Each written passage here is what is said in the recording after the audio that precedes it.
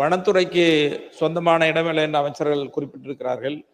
வனத்துறைக்கு கையகப்படுத்தக்கூடிய இடத்திற்கு ஈடாக வருவாய்த்துறையிலிருந்து இடத்தை கொடுத்து அதை அனுமதி பெறுவதற்கு எளிமையாக இருக்கும் என்ற அடிப்படையில் அதை பெற்றுத்தர வேண்டும் என்று கேட்டுக்கொள்கிற அதே வேளையில் சாலை போக்குவரத்தும் பாலங்களும் தான் தமிழ்நாட்டின் போக்குவரத்தையும் பொருளாதாரத்தையும் மேம்படுத்தும் என்ற அடிப்படையில் மாண்பு முதலமைச்சர் அவர்கள் உங்கள் தொகுதியில் முதலமைச்சர் என்ற திட்டத்தின் கீழ் என்னுடைய கோரிக்கை ஏற்று காவிரி ஆற்றின் குறுக்கே தருமபுரி சேலம் 2 மாவட்டங்களை இணைக்கிற பாலம் என்று அறிவித்தார்கள். அது பொதுமக்களுடைய மத்தியிலே மிகப்பெரிய வரவேற்பு.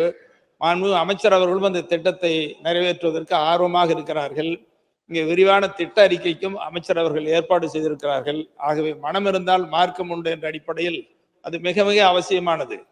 தமிழ்நாட்டில் கோயமுத்தூர், ஈரோடு, தருமபுரி, சேலம் மாவட்டத்தோடு இன்னைக்கு இண்டஸ்ட்ரியல் காரிடார் என்று சொல்லக்கூடிய தொழில் பெருவழிச்சாலை ஒசூர் அமைக்கப்பட்டிருக்கிறது.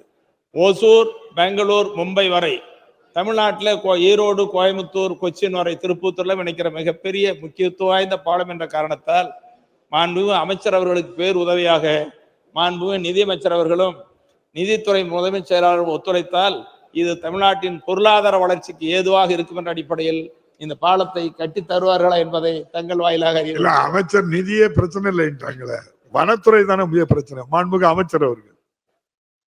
மாண்புமிகு பேரவைத் தலைவர்களே, இந்த வனத்துறையில் இடம் எடுத்தால் வருவாய்த்துறையில் அது இடம் ஈடு செய்வது என்பது அது எல்லா இடத்திலும் அது வந்து பொருத்தமாக இருப்பதே இல்லை. ஒரு முக்கியமான சாலை மட்டும்தான் ஏற்றுக்கொள்கிறார்கள். அதற்கும் உதாரணமாக ஒன்று நான் சொல்ல வேண்டும் என்று சொன்னால் அதற்கு கூட கால நீட்டிவு அதிகமாக இருக்கிறது. முதல்ல வந்து எந்த இடத்தை எடுக்க போகிறோம், எதை நாம் கொடுக்க போகிறோம் என்று 2 துறையும் ஆய்வு என்பதுதான் அந்த இடத்தை ஒத்துக்கொள்ளுகிறார்கள் முதல்ல. 2வது, நாம் விரிவுபடுத்துகிற இடங்கள்ல வந்து அகலத்தை பார்த்துவிட்டு எத்தனை மரம் இருக்குது, என்ன அளவு இருக்கிறது, எவ்வளவு நீளம் இருக்கிறது என்றெல்லாம் வனத்துறை சேர்ந்த அதிகாரிகள்லாம் கணக்கு எடுத்து அதற்கு பின்னால் தான் அவர்கள் வேறொரு இடத்தை எடுத்துக்கொள்வதற்கு ஒத்துக்கொள்ளுகிறார்கள். அதனால தான் சார் 2 துறையும் கலந்து பேசி கொண்டிருக்கிறது, விரைந்து முடிக்கிறேன் என்று சொல்லிட்டேன். அடுத்தது, இந்த கோட்டையூர் மற்றும் தருமபுரி மாவட்டம் ஒட்டனூர் இணைக்கும் ஸ்டான்லி நீர்த்தேக்க தொட்டி பாலத்தை பற்றி இங்கே நம்முடைய மாண்புமிகு உறுப்பினர்கள் சொன்னார்கள்.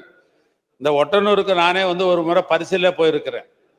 நான் 2006, 2011 இடைப்பட்டிலே ஒரு இடைத்தேர்தல் நடந்த பொழுது பெண்ணாகரம் தேர்தலுடைய தேர்தல் பொறுப்பாளராக இருந்த காரணத்தினால் அந்த பெண்ணாகரம் தொகுதியில் என்னென்ன ஊர்லாம் அண்ணன் மணிக்கு தெரியுமோ அது மற்ற ஊரும் எனக்கும் தெரியும்.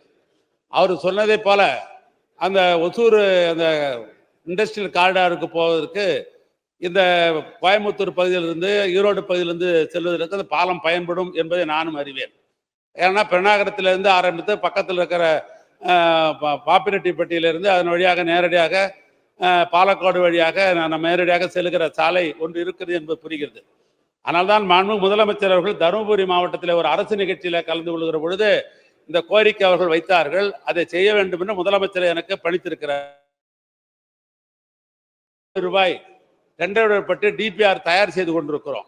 இந்த டிபிஆர் முடிந்த உடனேயே முதலமைச்சருடைய கவனத்துக்கு கொண்டு சென்று நீங்கள் விழாவில் எப்படி நீங்கள் பேசியிருக்கிறீர்கள், நம்முடைய மாண்புமிகு மூத்த சட்டமன்ற உறுப்பினர் நம்முடைய மனதுக்கு ரொம்ப இணக்கமாக இருக்கிற அவர் இந்த கோரிக்கை வைத்திருக்கிறார்.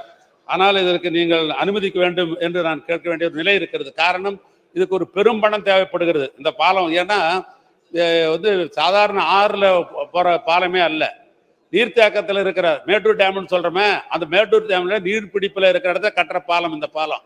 ஆனால் இதுல ஒரு பெரும் தொகை டிபிஆர் தயார் செய்து விட்டார்கள். அதுக்கு பெரும் தொகை தேவைப்படுகிறது. இன்னும் டிபிஆர் முடியவில்லை.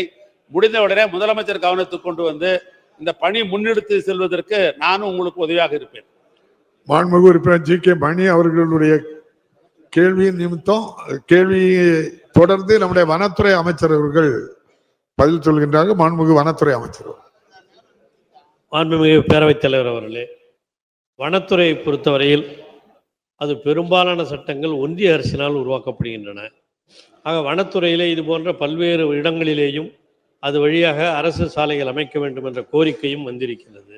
அதையும் நம்ம மாண்புமிகு முதலமைச்சர் அவர்கள் அது உண்மையிலேயே அவசியமாக தேவைப்படும் என்று சொன்னால் அதற்கான சாலை அமைப்பதற்கான ஏற்பாடுகளையும் செய்ய சொல்லியிருக்கிறார்.